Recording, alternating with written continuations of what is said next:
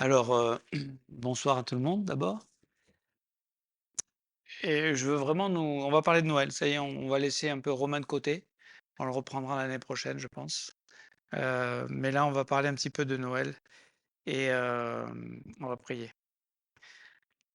Seigneur, on te remet ce temps ensemble ce soir et on te rend grâce, Seigneur, pour, la grâce qui nous est accordée de pouvoir célébrer Noël. Ça n'a pas été toujours le cas. Il y a eu des périodes de temps où les hommes ne pouvaient pas célébrer Noël. Mais nous le pouvons et nous le faisons et nous prions que cette année, pour ma part, ça va faire mon 58e Noël et les quand j'étais bébé, je m'en souviens pas, mais en tout cas, Seigneur, on a déjà fait ça, pour certains beaucoup de fois, mais on veut pas être familier, pour ce Noël encore. On veut avoir une attente pieuse, une attente, saine, de cette journée, de cette célébration. Et pour te rendre un culte, qui t'est dû, Seigneur, pour, recevoir de toi, Seigneur, encore des grâces et avoir cette, expérimenter cette joie que tu nous as offerte, à Noël, Seigneur. Merci, merci de parler à nos cœurs ce soir et dans cette période de Noël et de nous rapprocher de ton cœur, de comprendre, Seigneur, la le cadeau qui nous a été accordé, à Noël, Seigneur, et que chacun puisse en prendre une mesure, une partie en tout cas. Et grandir, Seigneur, et découvrir, toutes les richesses que tu as mis à notre disposition à ce jour-là, Seigneur. Et merci pour ce merveilleux salut. Merci pour cette œuvre extraordinaire, qui a conclu ta venue, Seigneur. On te bénit et on t'adore ce soir, encore une fois, au nom de Jésus-Christ. Amen. Donc Noël, j'avais cette idée, il y a des gens qui ont jamais célébré Noël. Avant Jésus, ils ne pouvaient pas célébrer Noël, hein, puisque alors ils avaient l'attente qu'il allait venir. Hein. Comme d'ailleurs, j'ai discuté, on avait la réunion de la pastorale ce matin et j'étais à côté, d'un frère, ton frère Bruce, un missionnaire américain ici, qui me racontait qu'il a habité 2 ans à Marseille dans un quartier juif et il y avait des juifs orthodoxes, messianiques, donc ils attendent vraiment, que Jésus revienne. Enfin, pas Jésus parce qu'il appelle pas Jésus, mais que le Messie vienne. Nous, on sait que c'est Jésus, mais et voilà, et il avait un voisin, il avait sur sa caravane, il avait une caravane, il avait écrit pas Jésus revient, le Messie revient, toutes des voilà, c'était vraiment des croyants, des juifs, hein, je parle, pas des chrétiens, des juifs qui attendent, la venue du Messie. Alors, nous, en tant que chrétiens, on croit qu'il est déjà venu et c'est pour ça qu'on célèbre Noël et cette fête, aujourd'hui, bien sûr, elle a pris un tournant un peu commercial et tout même le monde la fête. Hein, et on va parler un peu de ça ce soir. Mais vous imaginez, Abraham n'a pas fêté Noël, Esther n'a pas fêté Noël, Jules César n'a pas fêté Noël, David, le roi David n'a pas fêté Noël. Ils n'avaient pas Noël. Nous, ça nous paraît impensant parce qu'on a toujours vécu, je veux dire, dans un pays chrétien. Alors il y a des pays où aussi on ne fête pas Noël. Donc il y a des gens aujourd'hui qui peut-être des gens qui ne savent pas ce qu'est Noël et enfin, la fête commerciale, il y en a de moins en moins parce que c'est devenu mondial aujourd'hui, c'est tellement business donc Noël, c'est, même les non-croyants fêtent Noël, d'accord? Sans savoir, d'où vient l'origine de pourquoi on fait ce qu'on fait, d'accord? Et comment les choses peut-être ont aussi évolué, avec le temps. Mais nous, on fête Noël parce qu'on est chrétien et on fête Noël avec le vrai sens de Noël et c'est ça qui va faire toute la différence. Donc vous imaginez une année sans Noël?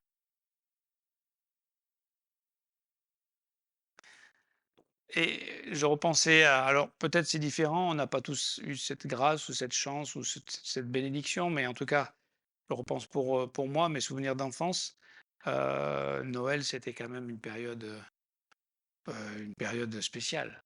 Quand on était enfant, n'est-ce pas? Les odeurs, les lumières, même encore aujourd'hui, hein, vous allez vous promener à Nîmes, ils ont mis des lumières partout dans la ville. Heu il y avait une ambiance, il y avait les gâteaux, il y avait le chocolat chaud, les goûters. Il y avait la joie de décorer le sapin, il y avait, je sais pas si on fait encore ça, mais à l'époque, on avait comme des post-it qu'on mettait sur les fenêtres avec de la bombe, à neige là, on mettait ça sur les vitres et on avait les dessins de plein de choses, Donc ça, voilà, c'était les chants aussi, il y avait une atmosphère avec les chants de Noël, même les chants, Mon beau sapin. Alors c'est pas chrétien, mais ça amenait toute une atmosphère de fête, de célébration. Il y avait les retrouvailles avec la famille, des fois les grands-parents qui venaient, nous on avait des vieilles cousines de mon père qui étaient jamais mariées, donc elles venaient fêter Noël avec nous. Donc c'était un moment vraiment spécial. Des bons repas aussi, le feu de cheminée, enfin après chacun tout le monde n'avait pas une cheminée, mais et puis le coût du spectacle, c'était qu'on attendait les cadeaux quand même. Et quand tu étais enfant, il y a une époque où on a cru au Père Noël aussi, mais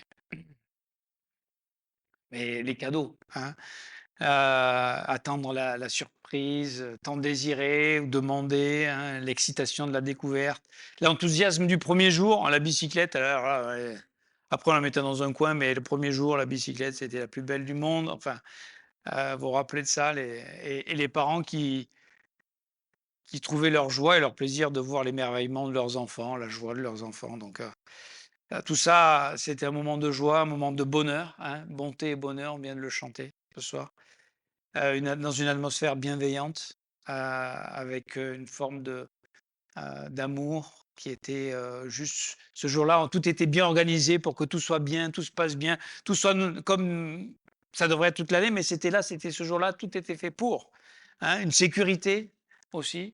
Alors en tant qu'enfant, on avait tout, on risquait rien. Enfin, je veux dire, c'était le bonheur, hein. Pas de soucis, pas de crainte. Et donc, peut-être, ici, il y a pas forcément des familles avec des jeunes enfants, mais même si on n'a pas, des jeunes enfants, on a des enfants, et même si on n'a pas d'enfants, on a des frères et sœurs, on a de la famille. J'aimerais nous encourager à continuer à construire, à faire tous nos efforts pour célébrer et amener cette atmosphère, de Noël et de cette célébration, cette paix, cette joie, cette sécurité, cette bienveillance, pour cette soirée-là, en tout cas, du réveillon de Noël, du jour de Noël, où on est prêt à faire beaucoup d'efforts. C'est vrai que quelquefois, Noël, ça peut être épuisant, hein, tout ce qu'il y a à faire. Tout préparer, tout arranger, les repas, la maison, les invités, les ceci, les cadeaux, la course. Enfin, je veux dire, et on arrive à Noël et on dit: «Ouf, vivement que ce soit fini parce que là, on n'en peut plus». Donc, OK, il y a des choses, c'est sûr, mais faisons-le dans le repos, faisons-le avec foi, faisons-le avec cette vision, que cette journée est spéciale parce qu'on célèbre, la venue de Christ, dans ce monde, et on va avancer avec, vous allez voir. Donc, en tout cas, je voudrais encourager toutes les familles à ce que ils puissent, ils construisent, ils travaillent pour offrir ce genre de souvenirs à leurs enfants, à leurs familles. C'est des choses éternelles, c'est des choses qui vont leur permettre de se construire dans l'avenir, dans le futur. Ils auront goûté à quelque chose de spécial, d'accord? Heu et ça va les aider pour se construire eux-mêmes dans leur vie. Alors nous, en tant que chrétiens, on a l'avantage non seulement de pouvoir fêter, avec cette joie, avec cet enthousiasme, avec cette bienveillance, Noël, mais on a surtout un peu plus de profondeur parce qu'on sait que Noël, c'est pas juste les cadeaux, la famille, un bon repas et cette belle ambiance, hein. Alors là, en plus, avec la télé maintenant, si vous regardez, il y a des films sur Noël là, depuis novembre, mi-novembre, je sais pas, ça a commencé et tu as tous les jours, un film à l'eau de rose sur Noël. Alors c'est beau, c'est mignon, c'est féerique, c'est voilà, c'est le rêve, c'est tout ça. Mais parce que le monde aspire à ça. En fait, on aspire à ça, n'est-ce pas? Et donc nous on a Noël, c'est pas juste, une fête comme ça qu'on célèbre pour se faire plaisir.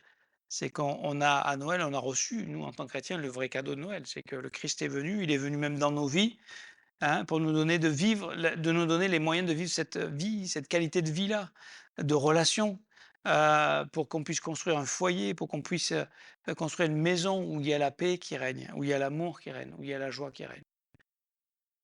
Quel beau défi! Parce que la réalité, c'est que c'est pas souvent comme ça que ça se passe. La réalité, c'est que les 364 autres jours de l'année, ça se passe comment? Dans le foyer, dans la maison. Ce jour-là, c'est spécial, c'est la fête. On s'est préparé, on s'est fait beau, on a tout organisé, on a tout planifié pour que ce soit un moment de fête, d'accord? Un moment où on montre son amour, on fait des cadeaux, enfin voilà, tout ça, hein, on se sert les uns les autres. Mais, la réalité, c'est que Jésus est venu pour que ce genre de relation soit pas qu'à Noël. Noël, c'est si vous voulez, c'est la cerise sur le gâteau, c'est le feu d'artifice. Mais toute l'année, on devrait construire ce genre de relation dans notre famille, dans notre foyer, dans notre église, et c'est ce qu'on fait, d'accord? Et on est en même temps conscient qu'on ne vit pas dans un monde de bisounours et où tout est comme ça. Parce que la réalité, c'est qu'il y a des tensions, il y a des pressions, il y a des difficultés, il y a des circonstances, il y a des problèmes du quotidien, il y a la fatigue. Quand on a des enfants, c'est courir après les activités, on a un là-bas, on court, on revient, on refait, on repart. Enfin, je veux dire, je parle de ça, j'en ai pas d'enfants, donc j'ai jamais fait ça.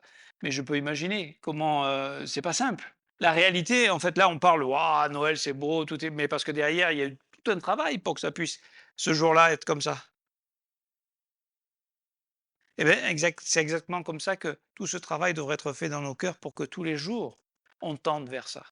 Avec cette réalité que oui, on est dans un monde dans un monde, de péché, on est dans un monde, attaché à la poussière, on est dans un monde de difficultés, on est dans un monde de réalité. On n'est pas en train de vivre dans un rêve, dans une fiction, mais on veut que ce ciel qui est descendu et qui s'est incarné à Noël puisse illuminer. Il est la lumière qui est venue dans le monde, qui puisse illuminer notre quotidien, puisse illuminer nos relations, et être la lumière de notre maison, puisse amener sa présence, puisse amener un autre fondement sur lequel on bâtit, que ce que ce monde propose, tout simplement. Donc, donc nous, en tant que chrétiens, on vit cette réalité-là, les pressions, les tensions, les difficultés, tout ça, voilà, ça fait partie de notre vie. On y est confronté, on l'a subi quelquefois. Est-ce que Jésus est surpris? Il dit: «Attends, je suis venu sur la terre pour qu'ils aient la vie, regarde-moi ce qu'ils font ces chrétiens». Ils se mettent la tête dans le sable, ils se disputent, ils profitent pas de ce que je leur ai offert. Ah ben si j'avais su, nous, humains, ah ben si j'avais su, ben j'aurais pas venu, hein? Si j'avais su, ben voilà, je les aurais de toute façon ça sert à rien. Non, il dit pas ça. Parce qu'en fait, il est venu lui-même en tant qu'homme dans un monde qui s'avait perdu déjà. Et il sait qu'on a ces luttes, il sait qu'on a ces combats, et il ne demande pas que tout soit parfait dans la maison. Je suis pas en train de dire la maison devrait être, le foyer, ben voilà, on s'entend bien, on se dispute jamais, on se fait toujours des bisous, tout va bien, tout est c'est pas la réalité. Quand on est 2 déjà, il y a les tensions, parce qu'on est 2. Même quand on est tout seul, on arrive à avoir des tensions avec nous-mêmes. Alors donc quand on est 2, il y a des tensions, mais quand tu rajoutes des enfants, forcément qu'il y a des tensions. Forcément qu'il y a des disputes, forcément il m'a pris mon truc, forcément il n'a pas fait ceci, forcément, il m'a énervé. Forcément, il a pris plus à manger que moi, ou il m'a donné la part que j'aimais pas. On a invité ce soir, un frère, et on lui a fait un plat qu'il aime pas.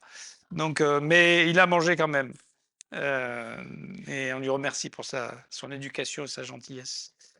Heu, donc il sait bien qu'on est livré à nous-mêmes, et que malheureusement souvent c'est l'égoïsme qui l'emporte, hein, et que ça crée quoi? Des tensions, des souffrances, des difficultés. Heu, Ma mère est pas là ce soir, heu, priez pour elle, et pour ma tante qui, apparemment est en route pour être hospitalisée, Luce. Donc voilà, elle devait rentrer aujourd'hui, mais hem, donc elle est pas en grande forme, mais voilà, on la confie au Seigneur. Elle a le Seigneur, donc elle est dans les bonnes mains du Seigneur. On ne craint pas pour elle, mais on peut la prier pour elle. Seigneur, on te remet notre sœur Luce, qui est ma tante aussi, ma marraine, et je te demande d'avoir ta main sur elle et de bénir ceux qui vont s'occuper d'elle pour trouver ce qu'elle a pour la soulager, et la prendre en charge de la meilleure des façons. Et on te la recommande, Seigneur. Et je te prie pour sa famille, pour mes cousins, euh, pour qu'ils réalisent, Seigneur, que Ils peuvent pas s'appuyer sur leur maman, peut-être encore très longtemps ou trop longtemps, et qu'ils auront besoin de s'appuyer sur toi et qu'ils réalisent que tu es là et que tu es là pour leur parler et pour les sauver. Au nom de Jésus. Amen. Donc, en fait, Jésus, il est venu pour ça. Il est venu pour être celui qui peut amener une autre façon de penser, une autre façon de vivre, une autre façon de faire, une autre façon de voir, une autre façon d'avoir des relations les uns aux autres. Il est l'amour incarné, d'accord? Et c'est ce qu'il est venu nous apporter. Donc, Noël, c'est pour qu'on puisse le vivre au bénéfice de la grâce et du salut qu'il nous a offert tous les jours de notre vie. Alors, on est d'accord, tous les jours de notre vie, peut-être on ne sera pas au top, mais on est en train d'aller dans cette direction, hein. Donc on n'est pas hyper spirituel, on n'est pas dans un monde de bisounours et il y a le péché, il y a le diable, il y a le monde et chaque jour, ils nous font la guerre, d'accord? Chaque jour, ils veulent essayer de semer la division dans le couple, de semer des tensions, de semer des voilà. Pourquoi? Parce que si on vit ces choses-là et ces blessures dans l'enfance et tout ça, c'est des bagages qu'on entraîne toute sa vie après, qui vont nous polluer toute une vie, d'accord? Qui vont nous quand on a l'expérience de l'insécurité, par exemple, dans une maison, bah, je veux dire, la personne adulte va souffrir elle va avoir ce bagage à vie. Bien sûr, le Seigneur, sauve, guérit, restaure, mais voilà et je pense à nos jeunes un jour qui fonderont une famille, et j'espère que vous entendez bien ce message, ce soir. C'est que si vous n'avez pas Jésus, c'est vous partez vous partez au naufrage. Vous partez au naufrage. «Ouais, mais dans le monde, il y en a qui arrivent à faire» je vous le dis, s'il n'y a pas l'essentiel, vous partez au naufrage. Peut-être vous ferez moins pire que certains, mais vous partez au naufrage. Vous allez manquer l'essentiel et c'est de ça dont on va parler. Parce qu'en réalité, on est souvent court, hein, trop court. Et Jésus, lui, il veut nous apporter pour pas qu'on soit trop court. Parce que si notre provision, c'est que nous, on est trop court. Mais si on a Christ en nous comme provision, alors là, j'aimerais vous dire que les choses changent. La vision change déjà, et on va le voir. Parce que ce monde est centré sur quoi? Sur le superficiel, sur l'émotionnel, sur le sensationnel. Hein, on attend le feu d'artifice de Paris. Hein, ça va péter dans tous les coins, ça va faire plaisir. On attend le match de foot, le match de rugby, le match de ceci pour c'est la fête. Hein, mon équipe a gagné, c'est le sensationnel, c'est la consommation.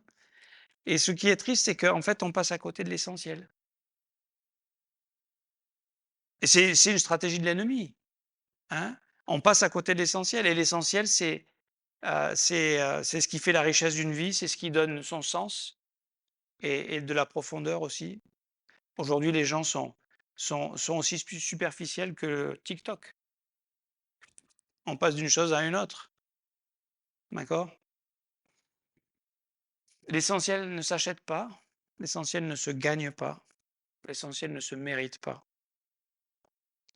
L'essentiel, c'est notre relation avec notre Créateur et ses créatures, ce qu'il offre. C'est que cette relation avec lui amène des relations avec les autres, d'accord? L'essentiel, c'est Paul qui le rappelle dans 1 Corinthiens 13, hein, je pourrais avoir toutes les richesses, toute la sagesse, je pourrais transporter tout ce que vous voulez, mais si je n'ai pas l'amour, je ne suis rien. Et l'amour, vous savez, aujourd'hui, quelquefois, nous déjà, quand on était enfant, moi, quand j'étais enfant déjà, je sais pas combien on avait de cadeaux, mais peut-être on avait deux, trois cadeaux. Ouais, 2 cadeaux, allez, un petit cadeau, un gros cadeau, un truc comme ça. Mais aujourd'hui, c'est 3, 4, 5, 6, 7. Enfin, je veux dire, c'est une je veux dire, après le premier cadeau ouvert, les enfants, ils en peuvent plus déjà, et tout est ouvert et puis tout est abandonné derrière. Parce qu'en fait, ce qui manque aujourd'hui, parce qu'il manque l'essentiel, on a rajouté avec des produits pour combler le manque, de relations, le manque d'affection, le manque de présence, le manque de alors on gâte, on donne, mais l'essentiel est pas là. C'est la relation et témoignage de ma mère, elle est pas si vieille que ça. Si, elle est vieille, très, très vieille, quand on va entendre le message. Mais si vous pensez à 80 ans en arrière, Ils avaient quoi? Une mandarine? Une orange? Un chocolat? J'ai dit: «Mais ils devaient pas avoir des beaux Noëls». Mais ils avaient peut-être les plus beaux Noëls du monde. Parce qu'ils étaient en famille, parce qu'il y avait de l'amour, parce qu'il y avait de la joie, parce qu'il y avait l'essentiel, il y avait le Christ qui était au centre. Il y avait la foi qui était là et il y avait les chants et il y avait l'adoration et il y avait la sécurité et il y avait ces relations qui étaient et avec une orange, c'était tout l'or du c'était comme une orange en or qu'ils recevaient et ils étaient contents avec ça, parce qu'ils avaient l'essentiel et aujourd'hui, tu donnerais à un enfant un orange et il te crache à la figure. J'exagère, mais il comprendrait pas ce qui lui arrive, d'accord? Il comprendrait pas ce qui lui arrive. Ou s'il a un simple téléphone, vulgaire et qu'il a pas le dernier iPhone, il va dire: «Mais c'est quoi ce cadeau? C'est quoi ce cadeau?» Parce que voilà le genre de relation que, malheureusement, on peut construire quand on n'a pas l'essentiel. Et l'essentiel, c'est Jésus qui est venu nous l'apporter. C'est Noël qui nous l'a offert, n'est-ce pas? Et quand on a découvert, l'amour de Dieu au travers de l'incarnation, mais on va trouver les provisions pour construire et bâtir, sa vie. Et si on bâtit sa vie, on peut bâtir son foyer. Ça va avec. Vous savez pourquoi les foyers aujourd'hui sont beaucoup en comment dire? Brisés? Parce que les vies sont pas construites. Parce que les gens attendent que le foyer réponde à leurs besoins. Mais ça ne pourra jamais ça ne pourra jamais répondre. Ta femme pourra jamais te combler, ton mari pourra jamais te combler, tes enfants pourront jamais te combler. Ils sont imparfaits, tu es imparfait, on est imparfait. Il y a que Noël, il y a que l'incarnation, il y a que le Christ qui peut nous combler. C'est lui l'essentiel. Hem Parce que quand on a découvert la foi en Jésus-Christ, alors il y a quelque chose qui se produit. C'est déjà, il y a une paix qui vient, il y a une sécurité qui vient, il y a une identité qui se construit, il y a des guérisons qui s'opèrent, il y a le pardon, on reçoit le pardon, d'être libéré de la culpabilité, du passé, des échecs, des erreurs. En parenthèse, si on évite les erreurs, c'est quand même mieux.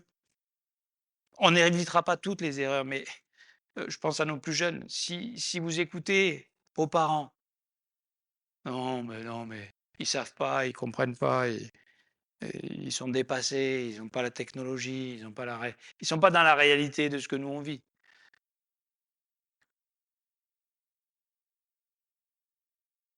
Et on a quand même un peu d'expérience.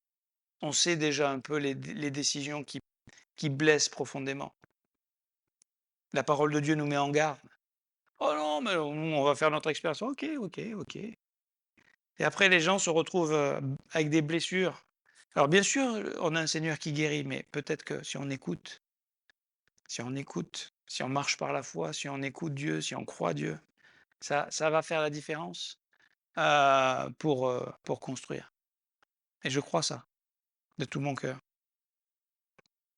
Parce que quand on a reçu cet amour, alors on peut aimer aussi de manière, sacrificielle. Et j'aimerais vous dire, si vous voulez fonder un foyer, si vous voulez fonder un couple qui, hem, avec Dieu, selon Dieu, sur la vérité, sur la parole de Dieu, hem, vous savez, les gens souvent se mettent ensemble pour combler leurs besoins. Non, non, non. Quand on va s'engager avec quelqu'un, c'est pour le servir, c'est pour que ce soit écoutez bien ça, le mariage comme la famille, c'est la salle de classe pratique de ce qu'on a reçu avec et de ce qu'on vit avec Dieu. C'est que c'est pas de la théorie, la théologie. Enfin, la théologie, ça c'est des mots, des principes. Mais cette théologie, qu'elle s'incarne. Jésus s'est incarné dans un homme et elle s'incarne en nous, cette théologie. Et elle s'expérimente, elle produit des fruits, elle change nous et elle change les autres, elle change nos relations, nos rapports les uns aux autres. Donc on ne vit pas dans un monde, c'est un monde qui devient concret et réel. Et Noël, c'est ça. C'est que jusque-là, il y avait des prophètes, il y avait eu peut-être des anges, il y avait tout ça, mais là, c'est Dieu lui-même sur terre. Et quand la doctrine, elle est en toi et qu'elle transforme tes pensées, renouvelle ton intelligence, remplit ton cœur, alors tu commences, d'abord, tu connais l'amour et que tu commences à aimer. Et quand tu aimes comme Dieu aime, tu aimes jusqu'à donner ta vie. Et si tu veux te marier, c'est cet amour-là qu'on demande au mari, que Dieu demande au mari. Et c'est cet amour-là qui va générer une famille, qui va permettre d'élever des enfants dans cette sécurité, dans cette bienveillance, dans une année qui est comme si c'était tout le temps Noël. Vous comprenez ce que je veux dire? Noël, c'est encore plus magnifique. Mais pourquoi pas vivre ça tout le temps? N'est-ce pas?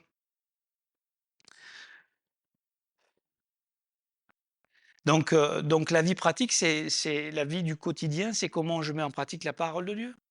Comment la parole de Dieu, elle répond à mes besoins, à mes questions, à mes difficultés, aux pressions, à gérer les difficultés au travail, d'emploi du temps, de sommeil, de fatigue, de maladie. Comment Dieu, il est là. Et il est là au milieu de gens imparfaits. Regardez où il est né. Il ne pouvait pas naître plus bas que ça. Pensez qu'il n'y a pas un endroit où il peut venir et faire la différence? Et dans cette étable, il y a les bergers qui viennent et qui adorent. Il y a les mages qui viennent et qui adorent et se prosternent devant. Il y avait quoi là pour qu'ils se prosternent? Qu'est-ce qu'il y avait? C'était un bébé. Il brillait pas, le bébé. Qu'est-ce qu'il avait, ce bébé? C'est juste que la présence de Dieu était là, au milieu d'une étable. Et si la présence de Dieu peut être au milieu d'une étable, elle peut être au milieu de n'importe quelle famille, de n'importe quelle vie, de n'importe quelle personne.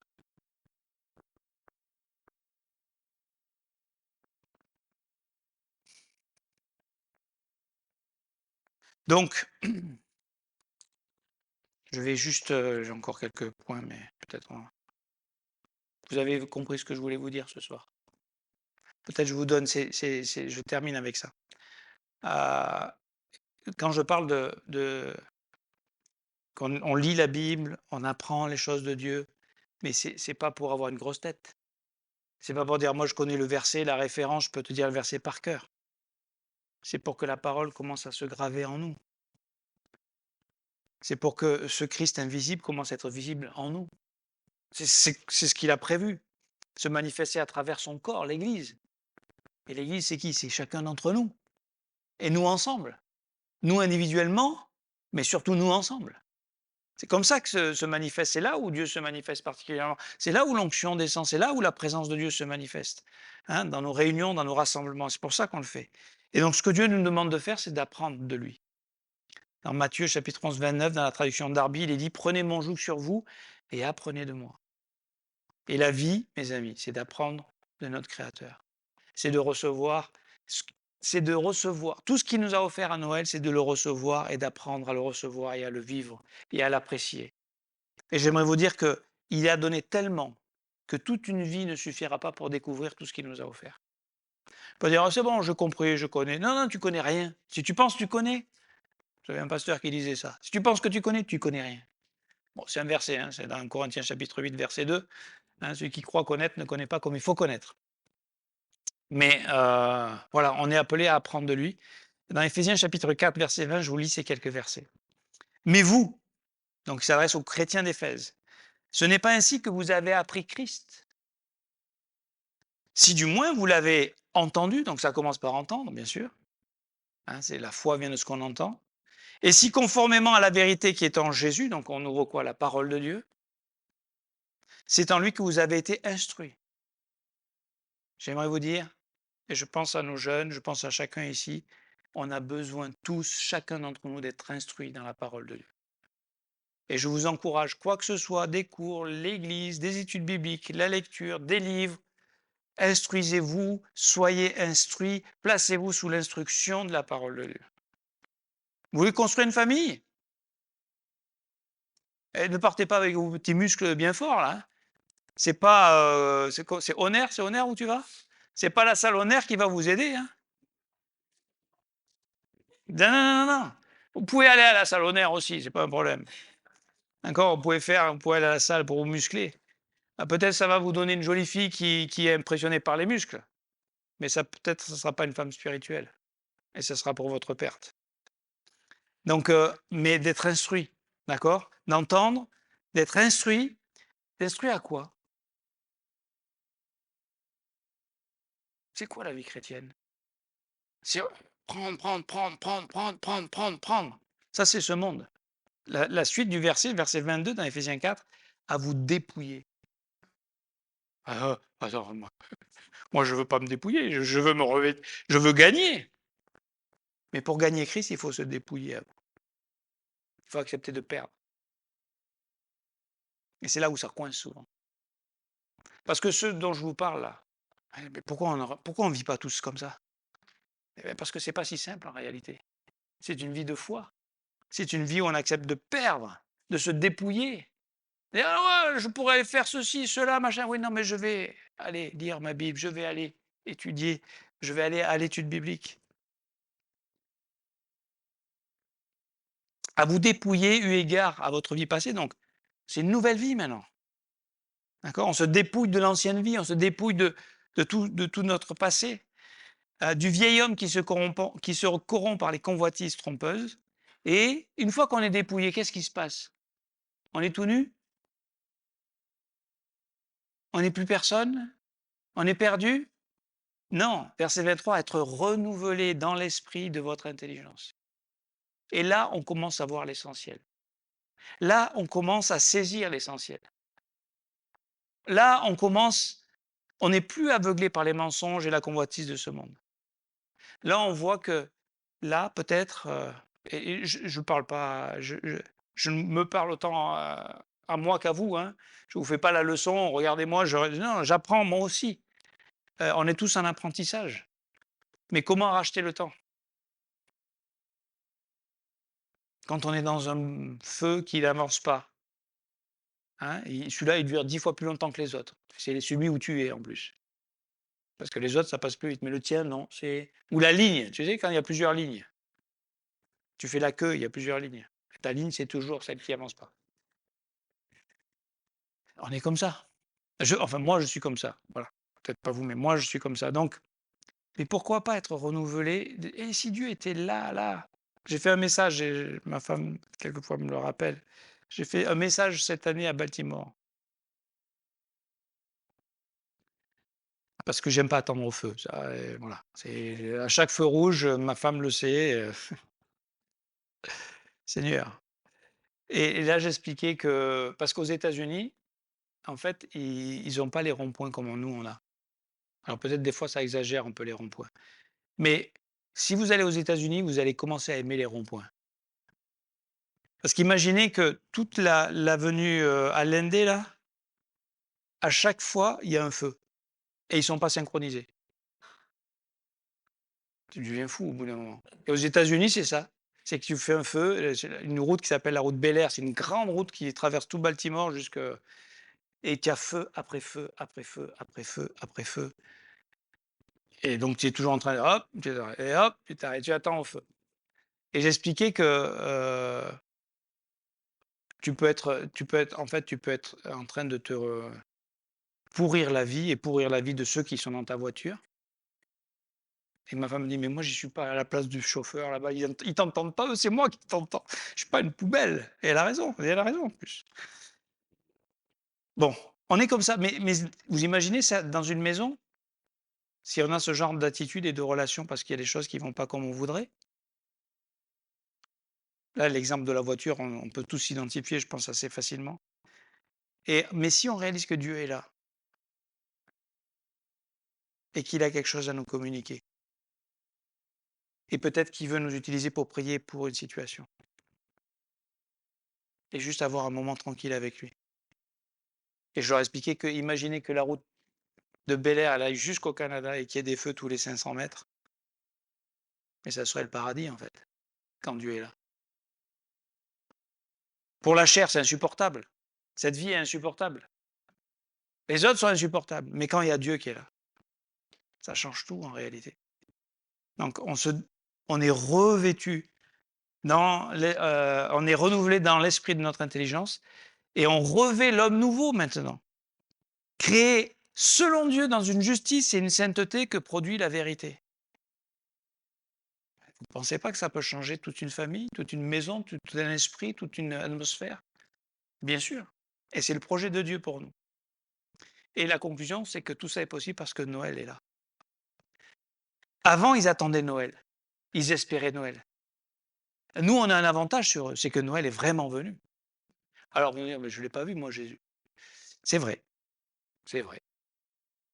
mais nous croyons qu'il est venu. Et parce que nous croyons qu'il est venu, nous avons expérimenté qu'il est venu. Et il est venu dans notre cœur et nous savons que nous sommes enfants de Dieu. Et donc, j'aimerais vous dire que le seul et véritable fondement pour construire sa vie, c'est Jésus-Christ. Mais vous allez face au monde et à tout ce qu'il nous propose, bah, eux, ils rigolent de nous. Chacun fait ce qu'il veut. Mais nous, nous savons où est le fondement. Jésus incarné. Et qui veut s'incarner en nous. Et qui, en nous, veut commencer à se révéler. D'accord? C'est le projet de Dieu. Et on va s'arrêter là pour ce soir. On va reprendre un dernier chant, si tu veux bien. Hein? Je te laisse choisir parmi les 4. Seigneur, merci pour ce projet merveilleux que tu nous as offert, tout ce que tu nous as offert à Noël. Et on veut célébrer et que cette saison de Noël particulière, parce on va la vivre qu'une fois cette année, on puisse vraiment saisir les richesses de Noël et les profondeurs de ta venue, de ton amour, de ta grâce, de ta bonté et de tout ce que tu veux nous offrir et que cette joie de Noël elle soit tout au long de l'année euh, pour nous transformer et transformer ceux qui sont autour de nous, l'ambiance autour de nous, la vie dans le corps de Christ, la communion fraternelle, la communion dans nos maisons, ta présence au milieu de nous, que tu sois honoré. Tu es venu et nous voulons que tu sois là et manifeste au milieu de nous, au nom de Jésus-Christ. Amen.